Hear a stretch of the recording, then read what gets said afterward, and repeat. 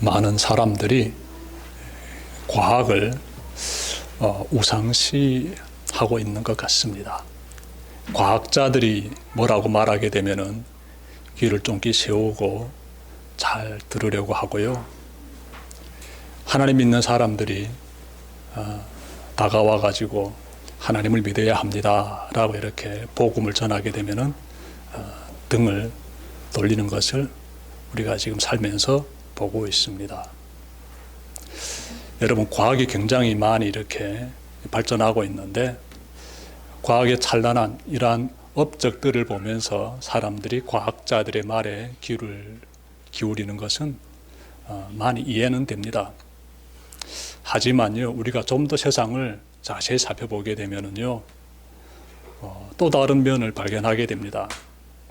이 과학의 눈부신 발전이 하나님이 살아계심을 드러내고 있습니다.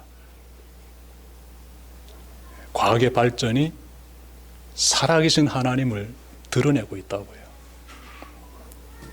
여러분, 전에는 진화론이 정설처럼 받아들여지고 모든 학교에서 진화론을 의무적으로 가르쳐 줬는데 이 과학이 발전하면서 진화론의 문제점들이 막 드러나고 있어요. 이 우주라는 것이 우연히 만들어진 것이다. 우연히 생겨난 것이다.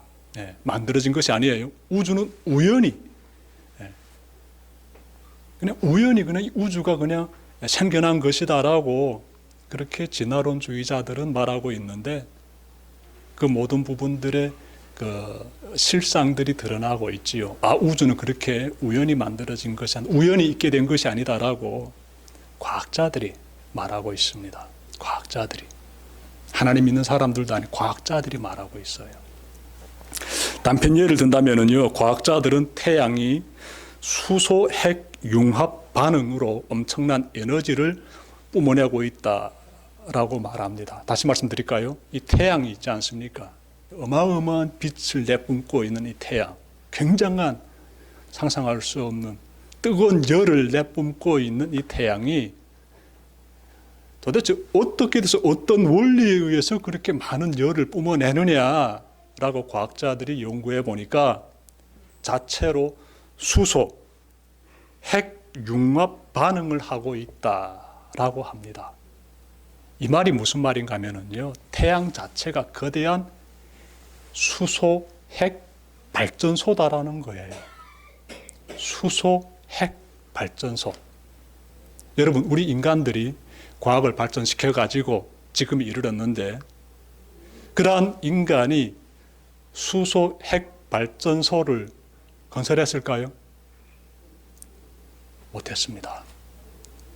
수소 핵 발전소는 워낙 어마어마한 과학 기술을 필요로 하기 때문에 우리 인간은 수소 핵 발전소를 만들지 못했어요. 연구하고 있다라는 말은 저도 들었습니다.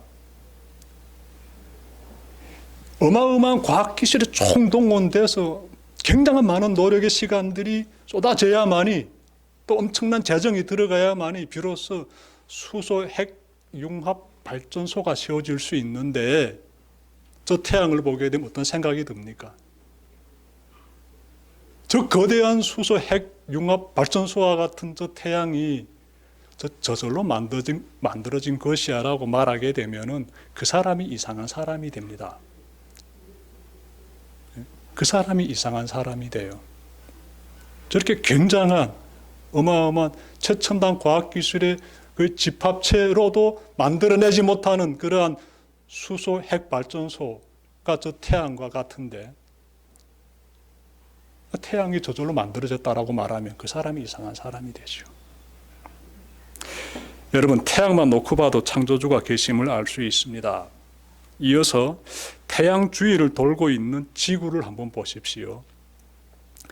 여기에서도 창조주의 손길이 발견됩니다. 지구는요, 정교한 조율에 따라서 태양 주위를 돌고 있다라고 과학자들이 말합니다.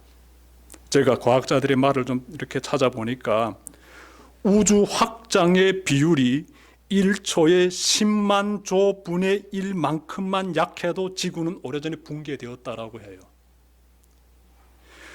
우주 확장의 비율이 1초에 10만 조분의 1만큼만 약해도 지구는 오래전에 붕괴되었다. 그러니 어마어마한 초정밀의 이러한 조율 상태를 가지고 있다는 것이지요. 예. 우리가 바라보고 있는 태양과 그리고 우리가 살고 있는 이 지구만 놓고 봐도요, 창조주의 손길이 드러나는 거예요. 근데 이런 부분들을 연구한 사람들이 과학자들입니다. 과학의 발전이 하나님이 살아계심을 지금 드러내고 있습니다. 우리는 이미 성경을 통해서 훤히 알고 있는데 이 과학이 최첨단 시대를 지금 살고 있지 않습니까?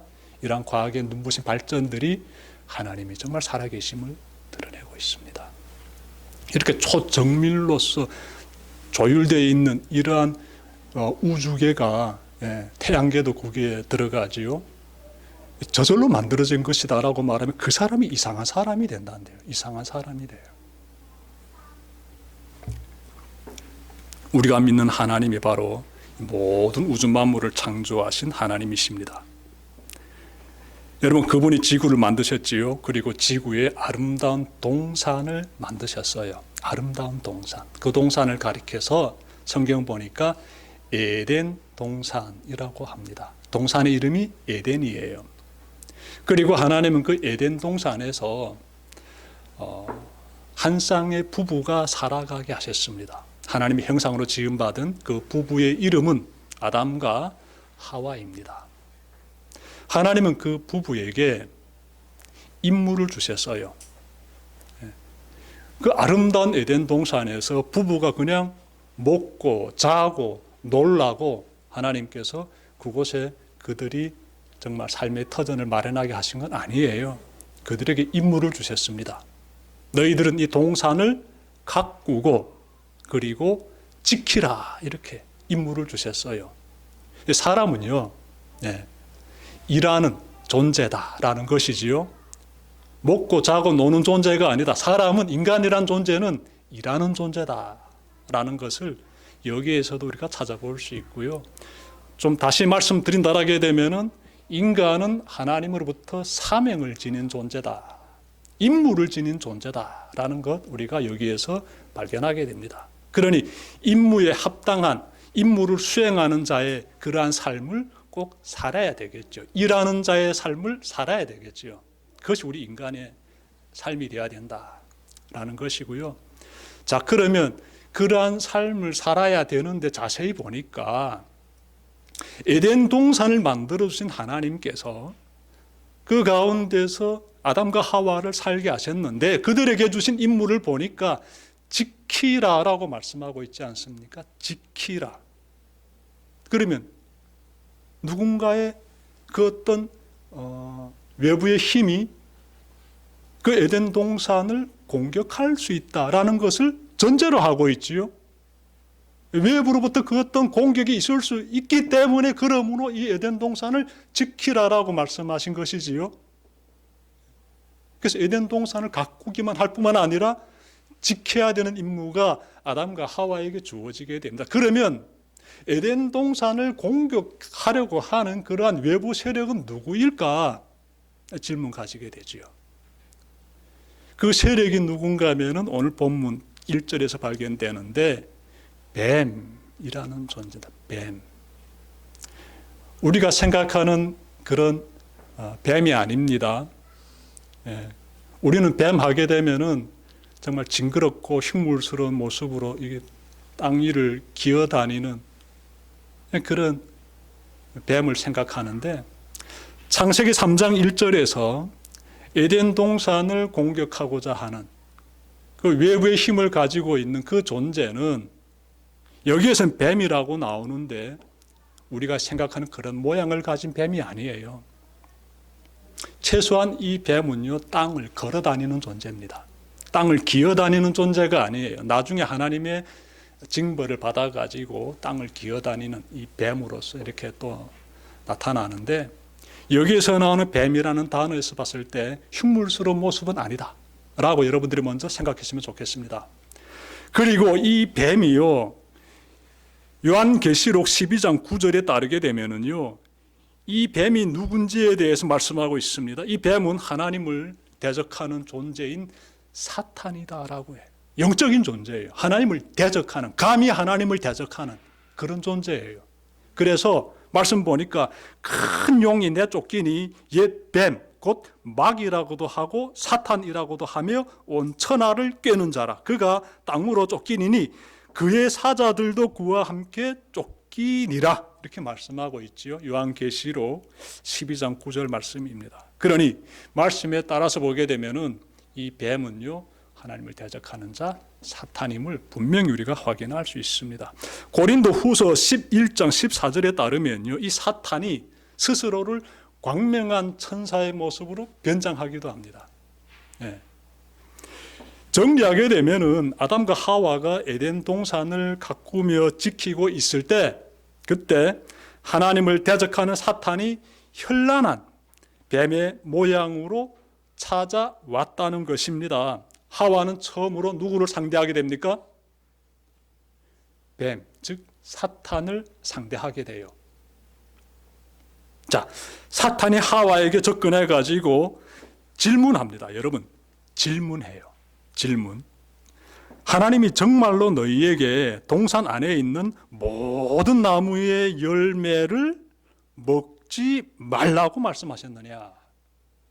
질문 잘 봐야 돼요. 이 사탄이 현란한 모습으로 와가지고요, 아주 근사하게 지금 접근하고 있습니다. 하나님의 말씀을 가지고 지금 말하고 있어요.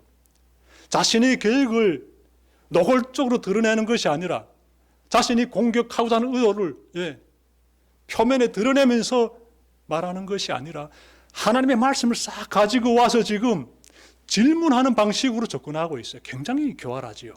굉장히 영악합니다. 잘 봐야 되겠죠. 그러니까 보십시오. 하나님이 참으로 동산 안에 있는 모든 나무의 열매를 먹지 말라고 말씀하셨느냐? 여러분, 굉장히 깨어 있어야 됩니다. 사탄의 말을 잘 봐야 돼요. 하와에게 동산 안에 있는 모든 나무의 열매를 먹지 말라고 하나님이 그렇게 말씀하셨느냐? 이 질문 속에 미끼가 있습니다. 미끼. 이 사탄이 사용하는 미끼가 있어요. 이 미끼를 덥석 삼키게 되면 큰일 나요.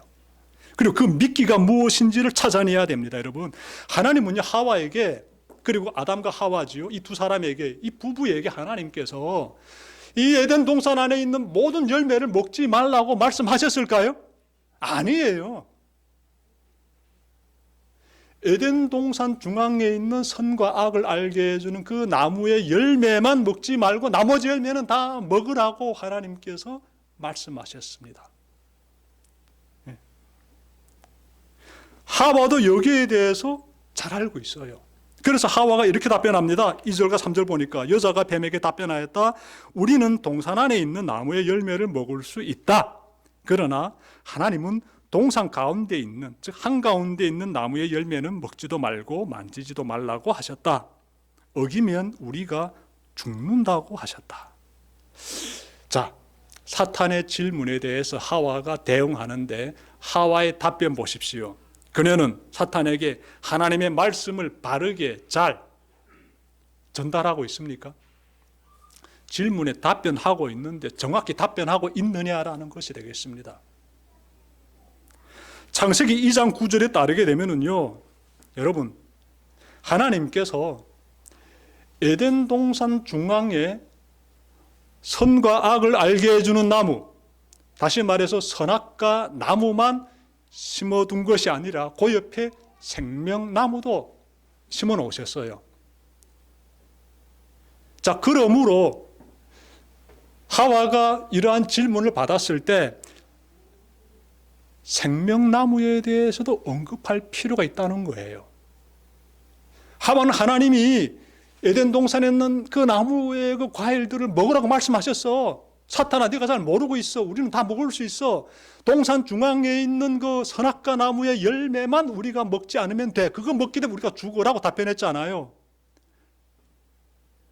근데 그 하와의 답변 보게 되면은 부족한 부분들이 막 드러난다는 거예요. 그 선악과 나무 바로 옆에는요, 생명나무도 있었어요. 에덴 동산 중앙에 굉장히 중요한 나무 두 그루가 있어요. 물론 다른 가수나무들도 있지만 굉장히 중요한 두 나무. 한 나무는 생명나무요, 한 나무는 선악과 나무예요. 선과 악을 알게 해주는 나무. 그러니 사탄에게 자세히 설명해 줄 필요가 있습니다. 아니, 그 중앙에는 생명나무도 있어. 그리고 주변에 다른 과일나무들도 있어. 우리 다 먹을 수 있어. 라고 충분히 설명해 주면 얼마나 좋겠습니까? 그런 거 지금 하지 못하고 있어요. 하와는요, 어떻게 대응하는가 봤더니 하와가 하는 이 말을 보게 되면은 스스로 제멋대로 하나님의 말씀 중에서 중요한 부분들을 뚝뚝 빼기도 하고 자기가 보태고 싶은 내용들을 막 갖다 붙입니다. 찾아볼까요, 여러분들? 예, 보십시오. 한가운데 있는 그 나무라고 하면서 생명나무에 대해서는 언급하지 않고 있지요. 빼고 있습니다. 생명나무 부분에 대해서는 언급하지 않고 있어요. 하와는 사탄의 질문이 하나님을 모욕하는 악의적인 질문임을 깨달아야 합니다. 일단 먼저 우리가 찾아볼 수 있는 것은 사람은 먹어야 살 수 있는 존재입니다. 먹어야 돼요. 먹어야 돼요. 금강산도 식후경이지 않습니까? 먹는 것은 인생의 삶을 풍요롭게 하는데 굉장히 중요한 요소입니다. 에덴 동산이 아무리 화려하고 멋있을지라도요, 그 맛있는 과일들이 주렁주렁 달려있는 걸 보면서 먹지 못한다게 되면은요, 인간은요, 삶에서 뭘 느낄까요? 고통을 느껴요. 고통을. 하나님이 그렇게 하셨다라게 되면은 그 모든 과일을 먹지 말라고 하나님이 아담과 하와에게 요구하셨다면은요, 그 하나님은 잔인한 하나님이 된다고요. 잔인한 하나님. 그러니 하와는 사탄의 질문을 딱 듣자마자 깨달아가지고 내가 지금 하나님을 정말 완악한 하나님으로 지금 모욕하고 있다라는 부분들을 드러내면서 질타했어야지요. 사탄에게. 하와는 그걸 지금 전혀 못하고 있습니다. 전혀 못하고 있어요. 하와의 답변 보니까 하나님의 그 말씀 중에서 또 다른 부분을 이렇게 제멋대로 빼버리고 있어요. 이 내용도 아주 중요합니다. 3절 하반절 보게 되면은요, 하와는 사탄에게, 보십시오, 여러분들. 동산 한가운데 있는, 즉 중앙에 있는 그 나무 열매는 먹지도 말고 만지지도 말라고 하셨다. 어기면 우리가 죽는다라고 말했지요. 근데 여기서 죽는다라는 단어가요, 히브리어 보게 되면 두 번 언급되는데 창세기 3장 하와가 하는 이 말에서는 딱 한 번 언급돼요. 그냥 죽는다, 죽을 것이다 라고만 말했어요. 하지만 창세기 2장 17절, 즉 하나님께서 에덴 동산을 만드시고 그리고 아담과 하와에게 말씀하실 때는 너희가 저 선악과 나무를 먹으면 죽는다, 즉 두 번 말씀하셨어요. 즉 반드시 죽는다라고 강하게 말씀하셨어요. 그냥 죽는다가 아니에요. 반드시 죽을 것이다. 죽는다라는 히브리어 단어가 두 번 딱 언급돼요. 창세기 2장 17절에서는. 그런데 여기에서는 하와가 사탄에게 답변할 때는 하나님 말씀 그대로 인용해야지요. 반드시 죽는다고 하나님이 말씀하셨다라고 전해주는 것이 아니라 그냥 제멋대로 지금 그 죽는다는 단어 하나는 쭉 빼버리는 거예요. 그래서 우리는 죽을 것이다라고 하나님이 말씀하셨다. 하나님 말씀을 자의적으로 지금 막 이렇게 사용하고 있어요. 막 빼고 이러면서. 그러면 하나님의 의도가 잘 전달되겠습니까? 잘 전달 안 되지요. 하나님의 그 의도는 반드시 이 과일 먹으면 안 돼. 선악과 나무 열매는 반드시 먹으면 안 돼라는 것을 굉장히 강조하셨는데 하와는 약화시키고 있다는 거예요. 약화시키고 있다. 하와의 잘못은 여기서 그치지 않습니다. 그녀는 하나님의 선과 악을 알게 해준 나무의 열매는 먹지도 말고 만지지도 말라라고 하와가 말했는데 만지지도 말라는 단어는 하나님이 사용하지 않으셨어요. 그냥 하나님은 먹지 말라, 반드시 죽을 것이다 라고만 말씀하셨지, 먹지 말라, 만지지도 말라라고는 하나님이 말씀하지 않았어요. 하와가 만지지도 말라는 내용을 제멋대로 갖다 붙인 거예요. 제멋대로 갖다 붙이고 있는 것입니다. 여러분, 이렇게 하게 되면은요, 이렇게 하게 되면 뭐가 문제되는가 하면 하나님의 말씀을 자기 멋대로 판단하고 자기 생각 갖다 붙이기도 하고 빼기도 하고 이렇게 하나님의 말씀을 가볍게 대하게 되면은요, 그러면 거기에서부터 사탄이 공격할 수 있는 빌미가 생겨버려요. 즉 사탄이 공격할 수 있는 틈이 생겨버립니다. 여러분, 에베소서 4장 27절 보게 되면요, 사탄에게 틈을 주지 말라 이렇게 말씀하고 있습니다. 사탄에게 틈을 주지 말라. 틈을 주게 되면 그 틈을 타고 사탄이 들어와서 우리 어떻게 믿음을 무너뜨린다는 거예요. 근데 하와는 지금 그 틈을 주고 있는 것입니다. 틈을 주고 있어요. 사탄은요, 틈을 보게 되면 우는 사자처럼 잔인하게 공격을 개시합니다. 4절과 5절에서 사탄의 공격이 나옵니다. 이 뱀이 하와에게 이렇게 말해요. 보십시오. 너희는 절대로 죽지 않는다. 하나님은 너희가 그 나무 열매를 먹으면 너희의 눈이 밝아지고 하나님처럼 되어서 선과 악을 알게 된다는 것을 아시고 그렇게 말씀하신 것이다. 사탄의 말 보십시오. 어떻습니까, 여러분들? 사탄이 지금 세 가지를 말하고 있어요. 세 가지를. 부추기는 거예요. 선악과 먹어도 돼. 그러면서 부추기고 있어요. 죽기는 고사하고 오히려 너네 눈이 밝아질 것이다. 하나님처럼 될 것이고 선과 악을 알게 될 것이다. 이렇게 지금 말하면서 죽지 않아. 그러니 먹어도 돼 하면서 사탄이 막 부추기는 거예요. 여러분, 사탄이 부추기는 세 가지를 좀 살펴봅시다. 첫째로, 선악과를 먹으면 비로소 선과 악을 구별하게 될까요? 인간이, 즉 아담과 하와가 하나님이 먹지 말라고 하신 저 선악과 나무의 열매를 먹으면 비로소 선이 무엇이고 악이 무엇인지를 분별하게 될까요? 그렇지 않습니다. 하나님은 인간을 창조하실 때 선과 악을 분별할 수 있는 존재로 창조하셨습니다. 그 사실을 어떻게 알 수 있습니까? 그 사실을 알게 해주는 것이 바로 저 선악과 나무예요. 선악과 나무는 하나님의 법을 상징하지요. 무엇을 해야 되는지, 무엇을 하지 말아야 하는지를 선악과 나무가 보여주고 있습니다. 그래서 아담과 하와는 선악과 나무를 보면서 이거 하면 안 돼. 이 법을 지켜야 돼. 선악과 나무를 내가 먹게 되면은, 그 열매를 내가 먹게 되면은 죄를 짓게 되는 것이고 그 벌로 인하여서 나는 죽게 된다는 것. 아담과 하와는 너무나 잘 알고 있습니다. 무엇이 선이고 무엇이 악인지를 아담과 하와는 이미 알고 있습니다. 그 나무 열매를 따 먹었다고 해서 선이 무엇이요 악이 무엇이요 알게 된다는 것이 아니라고요. 사탄의 말은 100% 거짓말이지요. 한마디로 궤변입니다. 지금 궤변. 또 찾아볼까요? 자, 사탄은 선악과를 먹으면 하나님처럼 너희들이 높아진다라고 했지요. 너희들이 하나님처럼 된다고. 그러지 않았습니까? 하나님처럼 되어서라고 5절에서 말씀하고 있잖아요. 자, 선악과 나무를 딱 먹게 되면은 인간이 하나님처럼 됩니까? 말도 안 되는 얘기예요. 하나님은 하나님이신 거예요. 우리는 피조물일 뿐이에요. 하나님만이 유일하게 모든 피조 세계로부터 영광을 받으실 수 있는 유일한 신이십니다. 인간이 어떻게 하나님처럼 되겠습니까? 또 하나의 궤변이지요. 창조주 하나님만이 홀로 높임을 받으시고요. 또 그렇게 돼야 됩니다. 사탄의 세 번째 궤변 보십시오.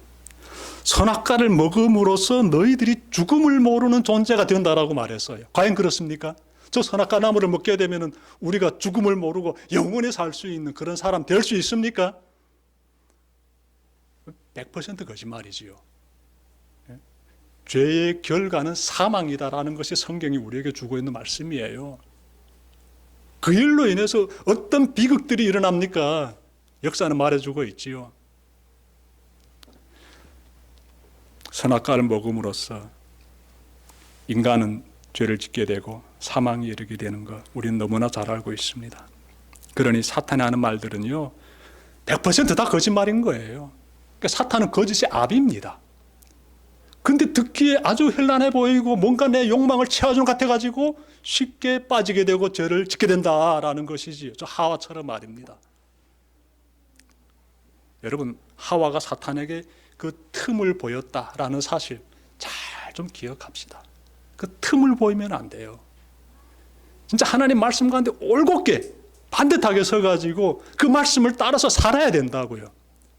그냥 나태해가지고 긴장되지 않고 그냥 내 마음에서 솟아나는 그러한 감정 충돌 등을 따라가면서 그 충동에 따라가지고 산다라게 되면은 하와처럼 되지요. 무너지게 되지요. 하와가 어떻게 무너지는가 보십시오. 그는요, 완전히 사탄에게 당합니다. 그냥 속아버려요. 사탄이 움직이는 대로 움직여버린다. 그래가지고 손을 뻗어가지고 선악과 나무 그 열매를 따먹지요. 그리고 옆에 있는 남편에게 줍니다. 하와도 먹어버려요. 두 사람 다 먹어버립니다. 하나님의 법을 완전히 무너뜨리는 거예요. 그대로 어기는 것입니다. 그런 죄를 짓게 되지요. 범죄를 저지릅니다. 비로소 두 사람이요, 한 가지 변화를 발견합니다. 지금까지 느끼지 못했던 변화 무엇인가 하면요, 우리가 벌거벗었음을 알게 됩니다. 그래가지고 급기야 무화과나무 잎사귀 가지고 치마를 만들어서 몸을 가리고, 그 다음에 그들이 어떤 행동을 취하는가 봤더니요, 말씀 보니까 8절, 9절, 10절 보게 되면 하나님께서 에덴 동산에 찾아오시는데, 하나님이 다가오시게 되면 뛰어나가서 맞이해야 되지 않습니까? 하나님을 딱 보게 되자 그들이 나무 뒤에 몸을 숨겼다라고 해요. 부끄러움과 두려움 가운데서 하나님을 피한다는 거예요. 몸을 숨긴다는 거예요. 여러분, 인간이 죄를 지으면 죄를 짓는 그 순간부터 부끄러움과 그리고 두려움을 느끼게 돼요. 그런 존재가 인간이다라는 거 우리가 하와의 모습 또 아담의 모습 보면서 찾아볼 수 있습니다. 지금까지 하나님의 형상으로 지음받은 우리에게 죄가 어떻게 들어오게 되었는지를 전해드렸습니다. 인간이 하나님의 말씀을 가볍게 대할 때 사탄은 그 틈을 기회로 삼아 공격을 가하여 죄를 짓게 했습니다. 하와가 죄에 넘어졌듯이 우리도 마찬가지입니다. 우리도 하나님의 말씀이 선포되는 예배의 자리를 멀리 한다든지 하나님의 말씀을 듣기만 하고 지켜 행하지 않는다면 곧바로 사탄의 유혹에 빠져서 죄구덩이에 훌 빠지게 되어버려요. 하와처럼 말입니다. 저 아담처럼 말입니다. 하나님 없이도 살 수 있다는 생각에 사로잡히게 됩니다. 하나님을 영화롭게 하는 믿음의 삶을 사는 것이 아니라 자기 욕망을 채우는 그런 삶을 살아가게 됩니다. 그래서 죄를 짓게 되는 것이지요. 이러한 삶을 살게 되면 하나님의 최후의 심판이 이루어지는 그날에 하나님 앞에 어떤 모습으로 나아가게 되겠습니까? 말씀을 떠나가지고 살게 되면 최후 심판의 그날에 주 앞에 어떻게 서겠습니까? 하나님 믿는 자들은 하나님을 찬양하면서 하나님의 보좌로 막 기쁨 가운데 찬양 부르며 나아가는데, 주의 말씀을 떠나가지고 자기 욕망에 쫓아가지고 그렇게 죄를 지으며 산 사람들은 하나님 앞에 어떻게 나아가겠습니까? 저 하와처럼 딱 저런 동작을 취하게 되지요. 부끄러움과 두려움 가운데서, 굉장히 괴로움 가운데서 고통스러워하게 되지요. 여러분, 그러므로 아담과 하와의 잘못을 교훈으로 삼아 말씀하시는 하나님으로 오신 우리 예수님, 사탄의 권세를 물리치며 생명의 구주로 오신 우리 예수님을 더욱 사모하며 그분의 말씀을 듣고 지켜 행해야 합니다. 오늘 이 시간이 그런 시간 되기를 바라고요. 그 길만이 죄인이 구원에 이르는 유일한 길이다 라는 사실 꼭 명심하시길 바랍니다. 복음의 이 진리를 마음에 잘 새기고 성도의 삶을 반듯하게 잘 살아가는 여러분들 모두가 되시기를 주님의 이름으로 축원합니다. 기도드립시다.